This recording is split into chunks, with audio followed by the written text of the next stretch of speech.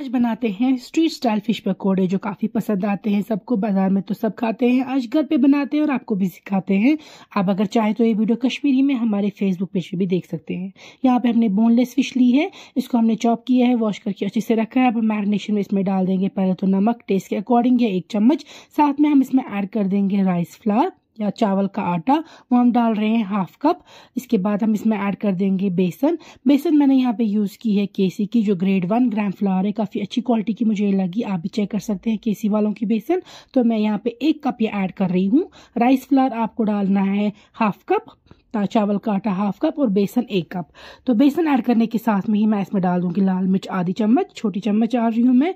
साथ में fish curry मसाला मैं ऐड कर रही हूँ, ये मैं डाल रही हूँ 2 बड़े चम्मच, आपको डाल देने हैं ये।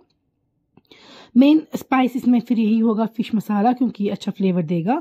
इसके साथ मैं इसमें डाल दूंगी जीरा का पाउडर, ये देखिए आधी चम्मच तक मैं डाल रही हूँ जीरा पाउडर। इन स्पाइसेस के ऐड कर देंगे आप यहाँ पे थोड़ा सा फूड कलर। उसके बाद डाल देंगे जिंजर गार्लिक का पेस्ट। अच्छे से मिक्स करेंगे पहले आप इन सब इंग्रेडिएंट्स को, और जब ये मिक्स हो जाएंगे फिर आप इनमें हल्का हल्का करके पानी ऐड कर देंगे। एक साथ ही सारा पानी नहीं ऐड करना है आपको, अदरवाइज बैटर जो है उसकी कंसिस्टेंसी आप मेंटेन नहीं कर पाएंगे। पहले हल्का सा पानी ऐड कर दीजिएगा हाथ पे और वो मिक्स कर दीजिएगा बैटर के साथ। बैटर हमें चाहिए न ज़्यादा गाढ़ा न ज़्यादा वाटरिंग, नॉर्मल कंसिस्टेंसी का बैटर होना चाहिए, ऐसा कि जो सारे हमने मसाले ऐड कर दिए हैं वो फिश पे स्टिक करे। तो उस तरीके का बैटर आपको बनाना है। यहाँ पे देखिए हमने बैटर बना के रख दिया और मैरिनेशन में रखेंगे कुछ देर। उसके बाद हम लेंगे मस्टर्ड ऑयल फ्राइंग के लिए।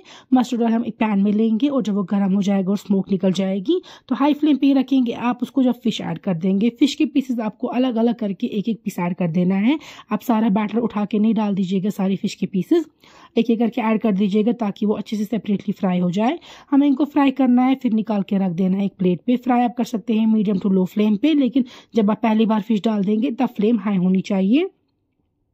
तो यहाँ पे देखिए जब ये फ्राई हो जाएंगे इनको हम निकाल के रखेंगे प्लेट पे, और उसके बाद इनको सेकंड फ्राई भी करना होता है ज़रूरी।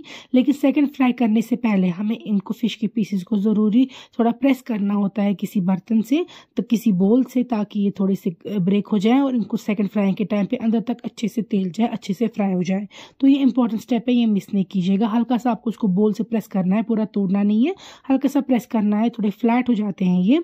उसके बाद आप इनको फिर से फ्राई करेंगे सारे पीसेस को, और दोबारा हीट होनी चाहिए हाई ताकि इनको अच्छे से फ्राई हो जाए। बस हल्का फ्राई करना होता है सेकंड वाला, पहले वाले आपने ऑलरेडी अच्छे से बना दिए होते हैं फ्राई करके।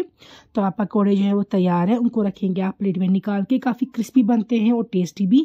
और उसके बाद हम इसको यहाँ पे पहले रख देंगे एक छन्नी में, ताकि हम इसको ऊपर से ऐड कर सके चाट मसाला और एक्सेस ऑयल जो है वो ड्रेन हो जाए। तो चाट मसाला मैं डाल रही हूँ अपनी चॉइस के अकॉर्डिंग, आप कम ज़्यादा एडजस्ट कर सकते हैं, इससे थोड़ा अच्छा चटपटा फ्लेवर आता है।